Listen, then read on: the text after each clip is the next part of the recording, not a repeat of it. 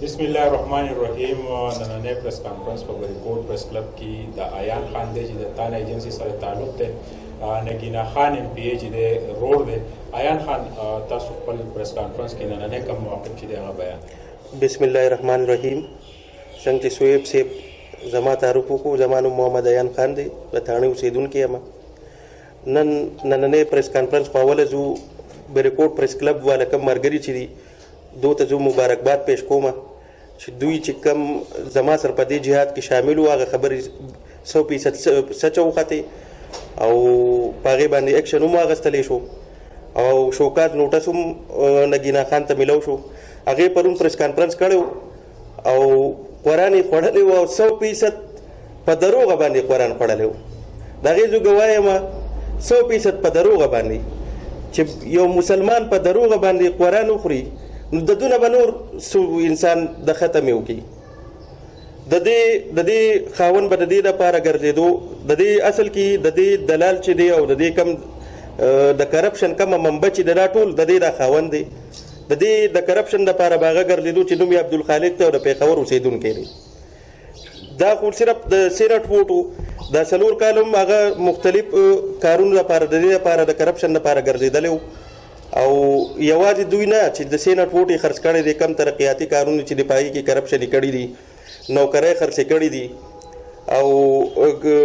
په ټرانسفر پوسټینګ باندې هم پیسې اخیستې دي او په کم الیګل پرمټس چې دي په گورنر باندې هغه هم جوړ شوي دي. نو زه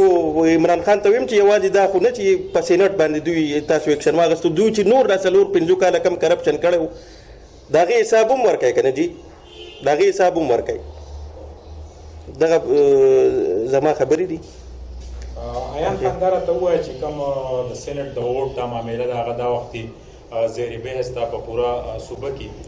نو نگینا خان چې دی د هغې سوګند اوچت کو او باقاعده چې دی هغې حلف واخیستو چې زه په دغه کې زما هېڅ تعلق نشته او دا به ما الزام. یاره جي تر اوسه پورې چې چا غلا کړې ده هغو چېرته دا ویلي دي چې ما غلا کړې ده؟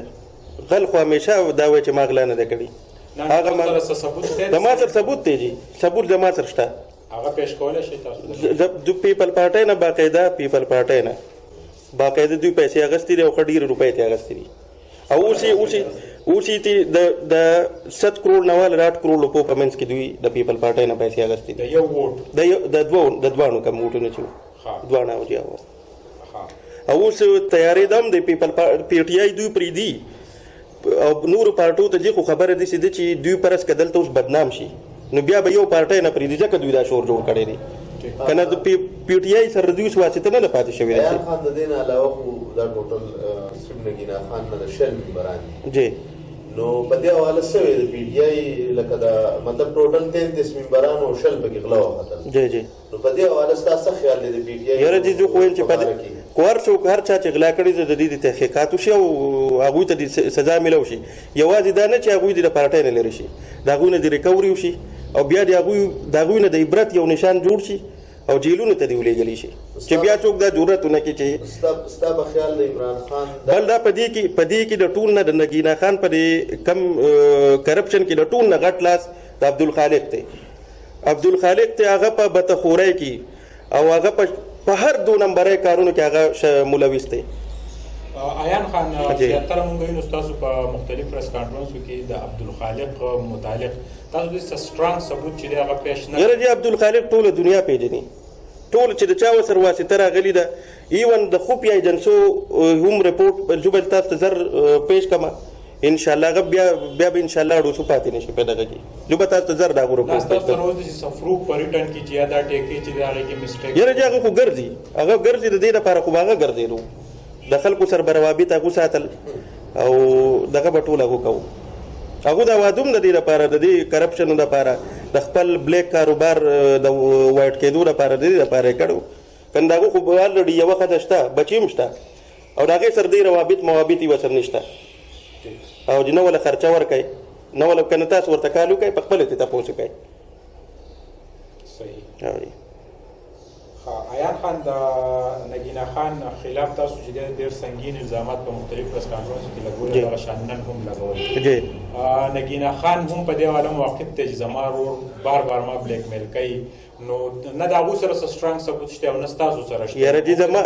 ما خو بار بار زما سره ثبوتونه موجود دي ما دلته په پریس کانفرنس کې پیش کړی وم د هغې چې کومې ټیکې قبضې کړې وې اوس سینټ د ووټ چې تاسو کوم نه یاره جی شته دا دوی خو د ډېر وخت نه د 2-3 کال نه په دې دغه کې لګیا وو چې مونږ ویټ د سینټ الیکشن ته کوو د هغې پورې به مونږ د پی ټي آی سره یو چې دا ووټ خرڅ کړو بیا به په خپل د دوست نه دی بلې پارټۍ ته د تلو امکان دی او یو پی ټي آی دوی کوټ کې خو عمران خان پیدا دغه ولګول نو بله پارټۍ خو داسې دا کرپټ ایلیمنټ نشي ځان ته دننه کولی چې د کرپشن دونه غټ داغې دي د عمران خان دې کار تاسو په کم نظر ګورئ چې هغه یاره چې د عمران خان خو دا ښه اقدام دی خو چې دا چې کم سزاوار چې دي د دوی نه اوس ریکوري هم وکړي او کم چې ثابت شي نو هغه چې جیلونو ته ومولېږي نو دا به بهترین کار وشي نو خلک وایي چې یاره دا عمران خان هغه کسان وایستل چې کم تیاسي هم وتل روانو کم چا چې ووټ خرڅ کړی دی هغه یو کس هم وګورم نه جی نه داسې دا ټول پکې ککړ دي دا کم چې دغه شوي دي دا خو د مخکې نه دا دغه ولي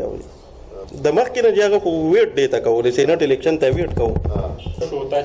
یاره جی مقصد خلافي لال نه پوره مقصد بالا پوره شي چې د دوی نه ریکوري شي ریکوري ته وشي د هر هدف پورې د آخري هدف پورې آخري هدف دا دی چې ریکوري ته وشي ریکوري یاره جی مختلف آپشن باندې زه سوچ کوم کنه خو زه به د اخره هدف پورې ځم درنګ جهان مننه د عیان خان چې د نگینا خان ورور دی د هغه پریس کانفرنس چې دی نگینا خان ایم پی ای ته هم چې دی د ریپورټ پریس کلب دروازې کوډاو دی هغه خپل موقف واضح کولی چې دغه رنګې د هغې خاوند په ضد چې دوی کوم تور ولګو عبدالخالق هغه خپل موقف چې دی هغه د هغې جواب ورکولی شي او د دغه دمه پولیسو باچا سره اجازه غواړم